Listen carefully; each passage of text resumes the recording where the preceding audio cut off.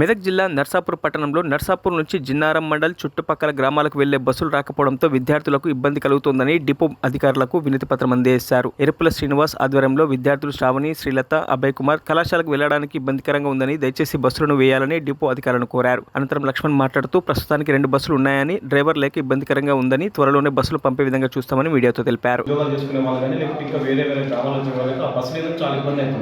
ఆల్టర్నేట్గా ఆ టైం ఏందని చెప్పేసి అంటే వాళ్ళు ఒక దాటిపోవడం వల్ల వేరే బస్ కోసం ఆలోచన చేస్తే పిల్లలకు స్కూల్కు ప్రాబ్లం అవుతుంది, అక్కడ కాలేజీల్లో ప్రాబ్లం అవుతుంది. అందుకోసం అని చెప్పి చట్టబద్ధంగా మీరు ఏందని చెప్పేసి అంటే మీకు ఇవ్వాల్సినటువంటి ఒక మెమరాండం ఇస్తున్నాం. ఒకవేళ ఏందని చెప్పి ఈ సమస్య ఒకవేళ సాల్వ్ కాకపోతే నేను ఉన్నత అధికారుల దగ్గర మాట్లాడతా, వాళ్ళ దగ్గర ఏంటంటే అవసరం వస్తే పిల్లల్ని కానీ గ్రామస్తులు తీసుకుపోయి ఏందని చెప్పి పెద్ద ఎత్తున ధర్నా చేస్తా. ప్రభుత్వం చేయాల్సిన పని చేయాలి. ఒకవేళ ఏంటంటే ఎవరైతే ఒక లోటుపాట్లు ఉంటే ప్రభుత్వం చేయాలి, సంబంధిత డిపార్ట్మెంట్ చేయాలి.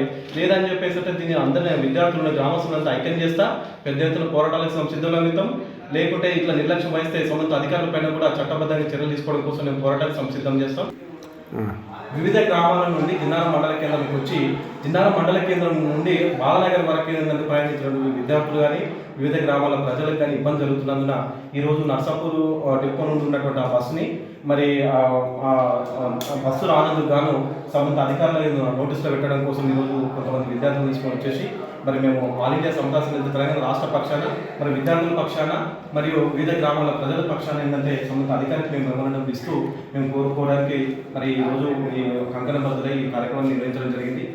సంబంధిత అధికారుల దృష్టికి తీసుకుపోయి మరి బస్సుకు సంబంధించినటువంటి డ్రైవర్ కండక్టర్ని మన బస్సును కూడా ఏర్పాటు చేయాలని చెప్పి మీరు కోరుకుంటున్నా సార్. పిల్లల తరఫున బస్సులు నడపాలి. మనము ఒక బస్సు ఆల్రెడీ నైట్లో నడుస్తుంది, ఇది కూడా ఫస్ట్ బస్సు జిన్నారం కూడా నడుస్తుంది. కానీ అప్పుడు కొంచెం డ్రైవర్ ఇబ్బంది వల్ల కొంచెం డ్రైవర్ షార్టేజ్ ఉండే వరకు కొంచెం అదే కొంత డ్రైవర్స్ షార్టేజ్ ఉండే వరకు కొంచెం ఇబ్బంది లేదు.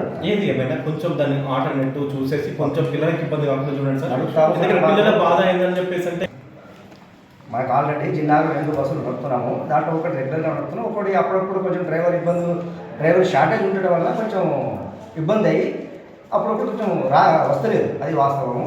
మీకు రెగ్యులర్గా వచ్చేట్టుగా మేము ఏర్పాటు చేస్తాం. మరిన్ని అప్డేట్స్ కోసం మా ఛానల్ని సబ్స్క్రైబ్ చేయండి.